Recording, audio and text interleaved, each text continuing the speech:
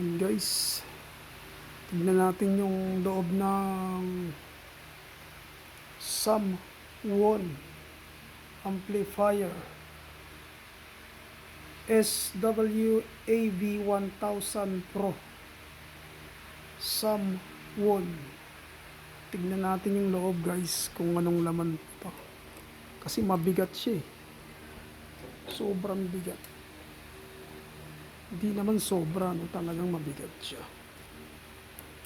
Buksan natin to. Yun. Wait lang. Tignan natin yung loob.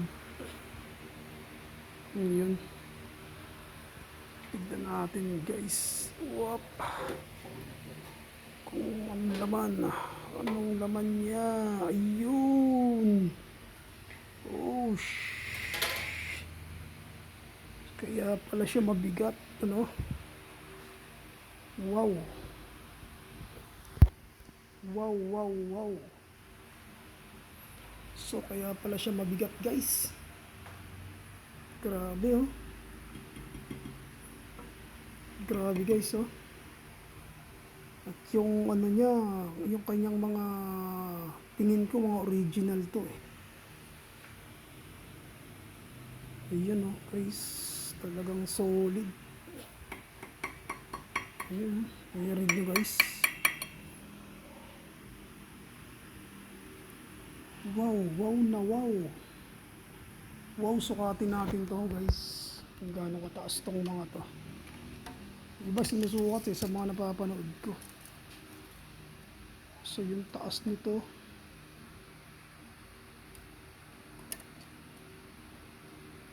0.6 centimeter. So sa inches to 2.5.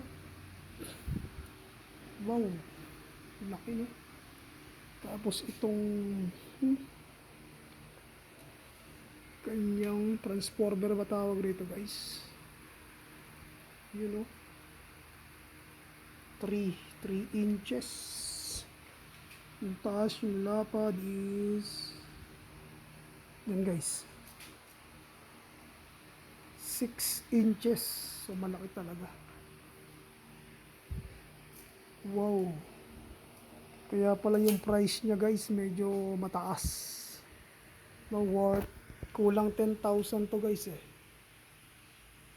At yung likod niya meron din siyang tawag rito blower. Dalawa rin ano, left and right. Tapos yung kanyang speak output, yun, 4 to 16 ohms. Yun guys oh, medyo madilim lang. Tapos dito meron din siyang bridge or parallel bridge or stereo. Ayan guys. Ayan. So maganda rin siya guys ah. Kaya pagalaganan yung presyo niya. 9,000 almost. Kulang 10,000 to. Yun oh. Kaya pala mabigat siya guys. Na-testing ko na to guys. So talagang napaka, masasabi mo para sa akin okay na okay to. Yun oh. Yun. Yung kanyang ano oh guys. Ayan, makita nyo. Diba? Kamay ko na yan. 6 inches kasi yung lapad eh. Ayan oh. Tapos yan ang kanyang brand guys. Yan. Meron siyang mic 1, mic 2 input.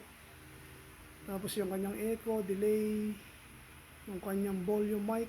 Ayan. USB rin to guys. Ayan, music volume. FM mode, channel reach, channel to channel lang to, minus pababa, channel plus pataas. Tapos yung kanyang bass, mid, treble and balance. Yun, pwede mo rin siya i-bluetooth guys. Ito ang kanyang brand. Samwon.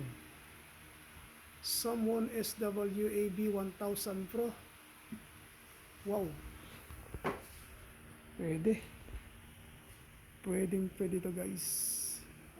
Yung pala ang laman niya kaya mabigat. Ayun oh. Yun. Thank you guys sa inyong panonood. God bless.